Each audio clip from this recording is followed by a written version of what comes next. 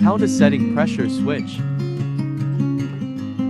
Do not try to adjust without open lock.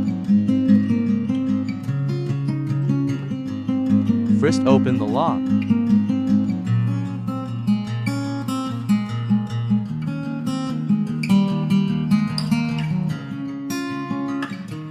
Adjust the range of pressure.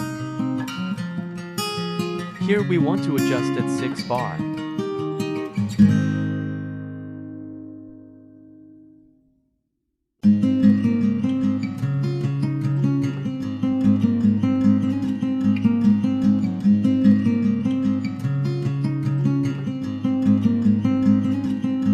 Now setting the difference pressure.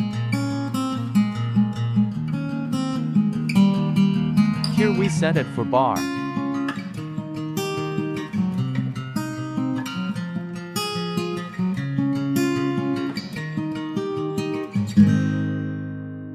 Now fix the lock and enjoy the automation. Subscribe for more videos. Thank you for watching.